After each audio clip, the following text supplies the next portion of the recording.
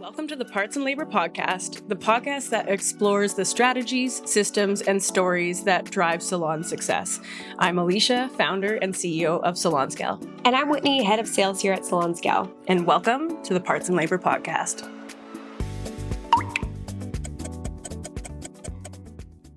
Welcome back to the Parts Plus Labor. I was going to say webinar again. Okay. Welcome back. Sorry, Casey. Welcome back to the Parts Plus Labor podcast. My name is Whitney. And I'm Alicia. And today we are going to be talking about, is your team profitable or just busy? So Dun, dun, dun. just busy. We know the answer. So the kind of theme around this today is you could have a fully booked staff, you bring in a lot of revenue, but is that actually translating to profit? And if not, how do we make sure that that happens? Yeah, I mean, I think that this is a very common situation where a salon, experiencing, let's say they're like between year 3 and 5, they've done the hard stuff, built that team up, and now, that team's thriving, and it's like, it's electric. The salon, you walk in and it's just chairs are full, staff is full, and it just must be great, right? Mm-hmm. And you're feeling really good, and you're like, this is what I built, that great feeling. And then, it goes to the end of the month, and you pay your bills, you pay your team, and you look at it, and you're like, what the fuck? Like, how does that make sense? Right. And things, you've invested in, the overall, build out. So like you have some loans to pay off, you have some taxes and you have all that stuff, but like, why is it that like we were busier than we ever have, but it's not correlating to making more profit or making more cash in the business? And so this is something, correct me if I'm wrong, you experienced owning your salon, right? And you had a high-end kind of luxury salon. You guys charged a hefty price for your services. Says who? Just but you put the education and the work behind it. You knew if you went there, you were going to get kind of the result you were looking for. And so it was always surprising to hear that it's still kind of that could possibly be the case because, clients and stylists probably think like, you're rolling in the dough. Like, how is it possible that you wouldn't be when everybody's booked, you're charging, a decent price? How would it be possible that you walk away with nothing at the end of the month? Well, I think that comes to a lot of really what the job is of a salon owner. So like, not only do you own that business, but, you also are the CEO of that company, right? So like, when you look at that, it's really understanding the checks and balances of the business, understanding really the operational costs, the spend. Are we just loosely, it was a good month, we'll buy more of this, or we'll take the team up to do this, or are we actually like budgeting, and like, are we really watching those kinds of things? So I did not run the business that way. I run the business off feelings and like the momentum of the energy. Like I ran it was an energetic business.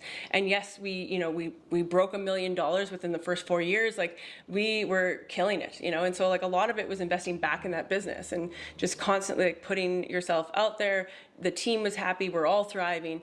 But then, when I had to kind of, look under the hood and start to figure out what's really going on, you start to see some of the bad habits, and you could start to see some of those like really loose handshakes that you might have done on some commission payouts, and you're like, I'm going to need to change this because like there's just no way, right? Like because they can't get busier, like that, like they're already maxed out. So like I could increase pricing another like 10%, like increase the but that 10% even still isn't enough to make sure I'm hitting the margin that the business really needs. Mm-hmm. So I think you kind of get into that kind of situation where you really have to dive in and see, what it's actually truly costing the business, how to position it so that you're maximizing number one, profitability, so that not only do you walk into that like thriving electric salon, but it's also like paying you back in dividends. Like I think that's a critical thing to be able to do, something that I probably wish I did a lot sooner than later. Well, especially when you're working, like you said, those multiple jobs, you're behind the chair, but you're doing all the payroll and like a one-woman show, working really like 2 to 3 full-time jobs, and then just taking like, kind of scraping by. It doesn't make sense. And one thing I know too about those kind of like loose handshake and commission structures is that I will talk to a lot of salon owners who I typically ask them like what the commission split is, and a lot of times it's not a lot of times, but more than enough. It's like 60% for the stylist, and there's no product deductions. And so, but the stylist is great, and they're super busy. They're very senior. They bring in a lot of revenue for the salon, but I think the assumption is that they're also making the salon a lot of profit. But at a 60% commission split, not really. You could potentially even be losing on that stylist. It's all like, it all comes down to variable and compound interest. Like that's literally where most of your money's gone. It's not understanding that. So like I always tried, like I've had this happen a lot. I thought, I had a sliding scale at the salon. We paid anywhere from 45 to 60% commission. Eventually by the end, before I sold it, like the highest was 50%. I was like not paying any more than 50%. But one thing that I found that a lot of us are unaware of is like, it's not just 50%, because you also have to, this is an employee, so you're paying tax on that employee, right? So in Canada, like we have CPP, we have EI, we have contributions to make on behalf of that employee, which actually adds up to being closer to 7%. So when you were paying that person 50%, it's more like 57% when you add in all those extras. So those are those little things, those nuances in business that you don't know until you are running payroll, and you have hopefully a pretty good accountant that can start to like teach you or tell you these things. Or maybe you're listening to this podcast right now and you're learning it for the first time. But nothing is ever just that flat 50% in that. There's always something in a transaction. When money moves from one place to the next, there's always going to be some type of effect. There's going to be interest, there's going to be a fee, there's going to be some compound effect. Money doesn't move free. So if you are just charging 50%, remember it's not just 50%. There is going to be some type of hit from moving money from here to here. There's going to be some type of extras that you may not be accounted for. And so you need to think about those kinds of things.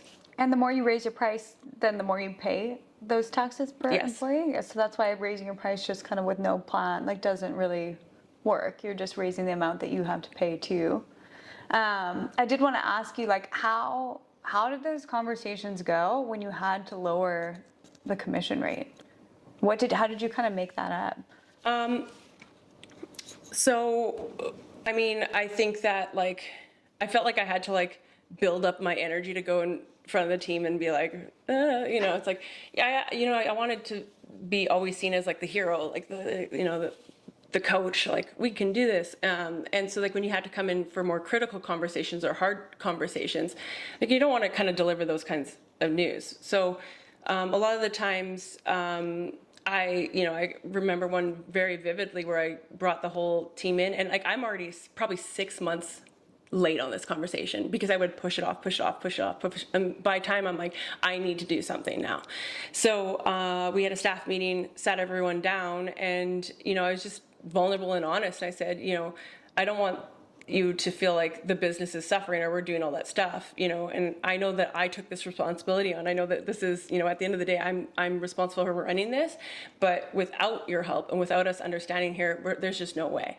So what I did was just kind of created just kind of like a little bit of a game with them, and was like, okay, like how much do you think this costs? How much do you think this costs? And I tried to kind of bring a little bit more like light to it so that they can get to the same aha moment that I had, and then together we can kind of problem solve. So I always find that sometimes when you have to have those conversations, it's just like kind of think outside the box of like how to like get someone to see what you're seeing, and then it's like connect on that level, and then you can kind of deliver it. And at the end of the day, at first, like everyone was pretty understanding, like and majority of the team, they were just so supportive of me, and they were just like, yeah, we're here, like we're here to help, and we'll do that. And then the other thing too is I made sure like I had a plan for them too. So like even though we're maybe cutting this back 5%, or these are the new scales or all that stuff, each individual, I gave them kind of like an action plan, how they can maintain, if not go even higher than what they have. So, here's how many cuts you're going to need to service, or like, here's how many services you need. Here's your retail target goals, like just really setting them up for a win. So if you're going to take change within the actual structure of compensation. Having that plan that says, hey, this is how it's changing, but here's how it's going to affect you, or here's how we can make it a difference for you. So just making sure I had something in place for that. I think those were some critical ways to kind of approach that. Was this before Salon Scale? Yes. Yes. So I ran that salon for I think, what did I have it? Under 10 years, around 10 years, right? I think I had to change the compensation probably 4 times in 10 years. So I was all the way up at 60% for some of my seniors. And I had to move, I had service charges, I had to move all the way back, right? But yeah, it took me a long time to really just kind of figure it out. And, maybe in the long run, it's as we were getting closer to that last kind of couple years, and the development of Salon Scale came through, I think Salon Scale would have changed everything for me. I wouldn't have had to have all those hard conversations. It would have just been already understood that it's a cost of the business, it's not factored in. I wouldn't have to ever talk about what it's going to do for them and how the business needs this. If it would have just started that way, I wouldn't have had to have any of those uncomfortable conversations.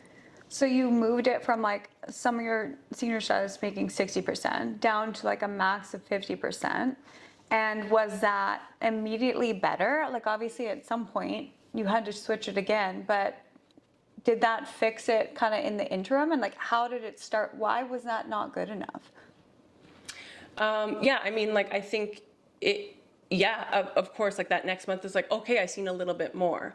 But again, it's that compounding. So then the product went up again, and then inflation hit, and things went up. So as soon as I patched the problem 6 months late, then it's I just caught up. And then all of a sudden everything went up again, and now I'm back in the same situation because the variable costs became variable again.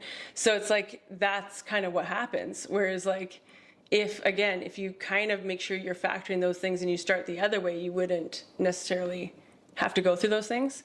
And yeah, I think that it's a silent killer in any business. I think it's the one missing puzzle piece in the salon that really affects a lot of things. And I strongly believe that the number one thing that went wrong in all salons is ever including product inside pricing or around any compensation, because it just makes it extremely uncomfortable for the business, and it just creates a division between us and them. And when you're just trying to get your business paid for without looking like you're trying to make more money, that's a hard thing to keep negotiating over and over and over. And so I'm just a strong, it's variable. And it's I talked to some people who are well, I don't care. It's only $25. We charge $300. It's not that much money or whatever else. Yeah, those small leaks will sink a great ship. And you will, no matter what, you will find it. So it's even if you think you're in that high price point, or, oh, this is kind of a hassle to track this or do all that stuff. I promise you that it's going to bite you in the ass in the long run, and it's never going to stop. Those variable costs will never slow down, and you're always going to be paying this kind of catch-up game. And so I think that, again, I strongly think that this is a solution that will take a lot of that away, and allow you to thrive. In your mind, so obviously making sure the variable costs, the product is accounted for, but what would be the perfect pricing model that allows the stylist as well as the salon to profit? Pricing model? I'm a parts plus labor, parts plus service equals your price. Always separate the variable costs. So, using backbar tools like Salon Scale, ping. But using the calculator, showing that true cost. Once you have that cost and you have it separated out, that's a separate part. Then you add in that labor. Once you add that on top, you now know that everything is captured every single time. But as far as labor, hourly, would it be, do you a time-based approach for labor, or just kind of a base price approach? I think sometimes it's a little bit of both, depending on the service that you're servicing, but everything should be based down to hours and minutes, right? So if you take So it's just like these little buckets of your business. So you take all your operational expenses. You look at what are like fixed, what are variable. So fixed expenses are going to be your rent's going to stay the same for the year, right? Like your phone bills, like your POS systems, your booking softwares, like anything that it costs you, that like on average, this is going to cost me like $7,500 a month. I need to have that. All right. So then we look at other variable things like what is my budget variable? What is should we budget? What is my budget for coffee? What's my budget for this? Or what do we actually go through in some of these extras?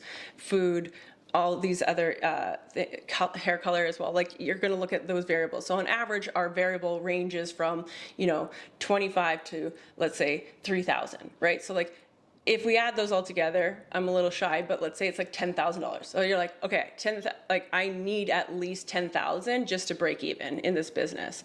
Then you take that 10,000 and you come back to like how many hours are we open in a month, and we divide that out. Let's say it breaks down to being like you need at least $40 an hour to cover it. Well, if you have 3 chairs, 10 chairs, you can divide it out by each chair. That shows how much each chair per hour. So you can, if you're pricing by each person, you can do that. Or if everyone's on the same price point, you just need to make sure at least that base of 40 is covering that, plus whatever product was used that day. And then you can add labor. So you can be more flexible on true like labor or the art behind it, or the value or the level of the stylist. That can be a little bit more flexible as far as what range you kind of go into, but the other two need to be factored in. I have a thought about this actually. So I hate to be the bearer of bad news. I know. But I do think this. Okay, so like the moment that your salon is freaking thriving, like the moment that you're like, oh my God, we're killing it, like just on the other side is a massive fall. Like it ain't not going to stay going up. If you do not fix your operations, you don't fix your profitability, you don't make sure you have sustainability in that business, no business is going to go like rocket up.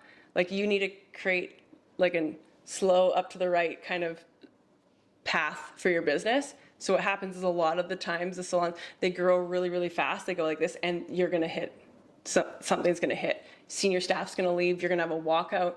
You're going to have massive tax bill. You owe like $80,000 and you're going to get and a lot of the times salon ownership is more like this versus a smooth up to the right. And so like, again, you just don't think about it. You're in this like euphoric, like, this is what I built, this is everything, like you're feeling really great and things are happening, but these are seasons and these are seasonalities in the business, and it's like, just prepare yourself, do whatever you can, even if you feel like, oh, it'll never happen to me, it will. And that's generally what happens. So it's like, that's within the season. The season of your high will also be the season of your low. Like it's definitely inevitable. So so I think you talked a little bit about kind of like your ideal pricing model based by, like it needs to be backed, whether you expose it or not to the client, like whether if you just want to charge $200 for a polish, that should still be backed by like a time-based pricing, what you need to make per hour, and then plus product costs on top of that. So how do you fix, kind of what's the easiest way to go about if you're a busy salon, you're bringing in a lot of revenue, but you're not making profit? Would it be switching the pricing model? Is that the fastest way? Yeah, I mean, I think profit is what's left after what comes in and what you spent, right? So I think the most important thing is to look, if you actually do, the first thing, if you do separate your product costs and you just charge your client out for the product costs, you will instantly see cash flows in your business. Those cash flows will help you pay for other variable costs, such as booking systems, any other softwares that you're using, like any other expenses that you may not be realizing you're buying. Those will cover that. So like the first thing is look at things that instantly put cash in the business. This would be one of those things. This would be a great change. And then it's important to look at the overall expenses of the business and create a good budget. create a good budget, which is like we spend no more than this, no more than that, and kind of make sure you're staying within that range. And a lot of the times this is where things that we don't factor in, where it's like education or travel, or we just like, oh, that's like, that would be good, let's take the whole team there, like, and then we just reinvest, and that's like you're investing in the growth of the business, yes, but like how many growth initiatives are you going to do in one quarter, right? So you might go hard, in the new year, you put your entire year's probably budget in that first couple months, then all of a sudden you're paying for that like throughout the year, and you're wondering where that extra cash is. Yeah, I think that's just really important to know that. And then, on the topic that we're talking about is like, my salon's thriving, it's like busy, but it doesn't always equate to it. There's also seasonality to your business, right? So like through the holiday season, you're gonna like get a rush. You're gonna get like a lot more. Stylists work 20% more. The customers, like there's a lot more flow that comes through those holiday seasons or those like special moments. So coming into the new year, you're sitting in a cash surplus, like you've got extra money because you sold through more stock or you had more customers. So it's just really understanding how to cash manage in your business is really important, because then all of a sudden, again, March comes and then you have like your taxes, and then all that money that you thought you had is actually like probably going to need to go to taxes. So it's like it's cash flows is really important to kind of watch. And it helps to make sure that like that busy salon is also paying out in the end. But yeah, I think that like if I had one thing to like summarize this whole thing is like trying to chase a busy salon or that salon that's like thriving on stuff, it's actually way more impressive to chase a profitable business than a busy one. So I would rather be less busy and way more profitable than busy and making nothing. One is more egocentric and the other one is more business centric. So it's like, where do you want to go? Do you want to feed the ego and be really busy and hopefully you're making money? Or do you want to be more consistent and you want to make money? So it's like, these are the angles. And I'm like, this is actually a lot more impressive. Is any businesses that are profit first, that are making huge margins, like that is way more impressive.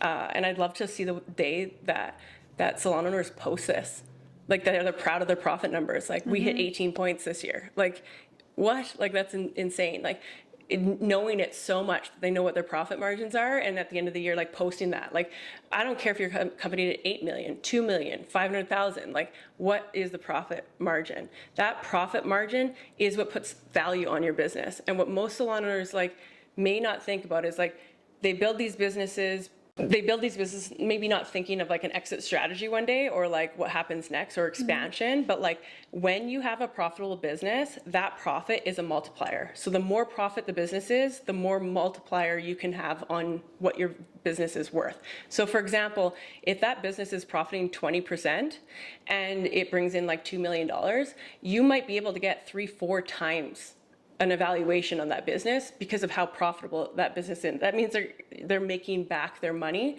on that 20%. If the business is not profitable, if it's only profiting 5% at the end of the day, it's only doing about 5%, you might, and the business is doing 2 million, you might only get 1 times your money. You might only be able to get a $4 million valuation on the business, right? So one thing we don't ever think about as salon owners is like what profit is. Profit equals value. That's the value of that company. So if you ever had to sell it, expand it, go and get money to get investment to build another business or whatever else, it's all in your profit. And that margin is the most important number. So be more concerned with your profit than you are in your revenue number. Revenue is vanity. And profit is sanity. And so that's why it's the most important thing to focus on. Well, yeah, once again, I have no notes. That is an excellent place to wrap it up. I think that just to speak to that makes complete sense. You hear often how much a salon's doing revenue, and that's kind of the impressive number. But yeah, you never hear about profit margins, and I completely agree.